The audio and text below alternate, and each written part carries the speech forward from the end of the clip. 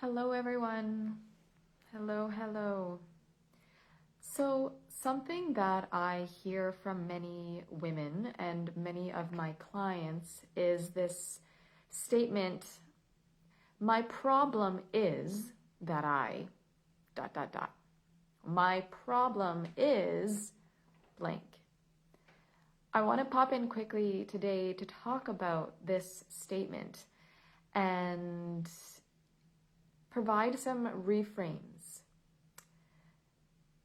to find different ways of stating these words and help you find some vocabulary shifts and why that is important, why it's important for us to start finding other ways of saying my problem is blank. So often my clients will say such things as, my problem is that I always say I'm going to eat something and then I get to the moment and freeze or stop myself. Or I always say that tomorrow I'm going to take a break from exercise and I always end up doing it anyways. Or they will say, I'm really good for 3 days and then I fall off track. So just like feelings, I did a video a while back about how you are not your feelings. So just like you are not anxiety, you are not scared, you have anxiety, you have feelings of anxiety, or you have feelings of fear, just like these things, you are not a problem. You do not have a problem. As hard as that is probably going to be for you to believe right now, you have a conditioning. Your body has a programming. You have a pattern. So your body has a connection that it makes and responses that it has been programmed to have in response to fears, doubts, anxieties, and these are all things that your brain and body does for specific reasons, for reasons that keep you safe, to keep you feeling okay, to give you feelings of accomplishment, to feel worthy, to feel deserving, to feel safe. All of these patterns and behaviors that you find yourself doing, so these disordered eating patterns and behaviors, they all have a purpose behind them. You are not a problem. So rather than saying, I want you to catch yourself when you say, my problem is, I want you to use some of these reframes or these vocabulary shifts. Rather than saying problem, can you say my conditioning is, my programming is, my pattern is too. My automatic response is, or my knee-jerk reaction is to go doing this thing. Or my brain has learned to, or my brain has been taught to go do this thing. Or lastly, what it feels like I have to do in these situations is blank. And let's talk about your behaviors and your patterns in that way. Because when you say my problem is, it puts that label on you.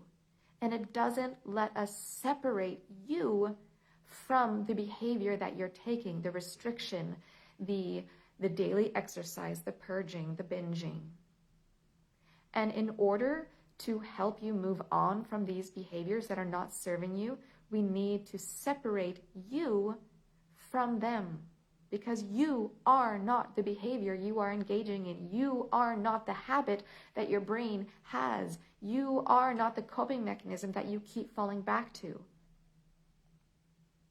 So when we can speak in these new ways, my conditioning is, my pattern is, my reaction is too, then we can separate. We can find a separation. And when we can find a separation between you and the behavior that you're taking that you want to be free from because you know it is not serving you, then we can step back and ask why. We can ask, why does this behavior exist for you? We can ask, what is this behavior's purpose?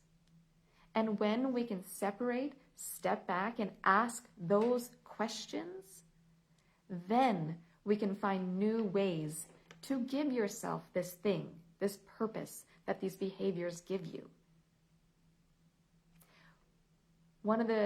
I heard a phrase lately that said, curiosity is the greatest pathway to connection. So once we can find that separation, then we can start to be curious. And when we can start to be curious about why you have these patterns and these behaviors, then we can build more connection between the reason why. We can start to build more connection with your body, to your fears, to start to be able to understand why you have this wiring. Because it's a wiring, right? Conditioning, wiring. You are not a problem. So, when you can work with someone like a coach and we can begin to find that separation between you and your behaviors, then we can ask those important questions, and that is when we can start finding new behaviors, and that is when we can start helping you break free from them, because we can start to understand their purpose, and we can start to see you for the person you are.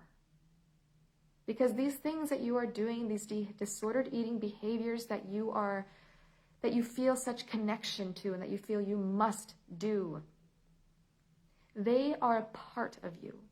They are a part of you, a part of your reaction to fears and needs. But those behaviors are not all of who you are. They are not you. There is a part of you that is very separate from these behaviors. And when we can start to find the separation and see you, then we can start to help you take steps to break free. So, catch yourself the next time you say, my problem is that I keep restricting after 3 days after seeing my therapist, or I just keep going back to exercise when I say I won't. These aren't problems. These are conditionings. These are patterns. These are wirings that are there for a certain reason, but you are not the problem. So catch yourself and use those different words that I gave. Conditioning, pattern, programming, wiring. This is what my brain has been taught to do. Let me know if this resonates with you, if this strikes a chord with you in any way, and if you want to talk about getting some more understanding around this, about what your conditioning is, send me a message and let's talk about it so that we can help you find healthier, more aligned ways and to behave and act and live and get you some new conditioning. Bye, everyone.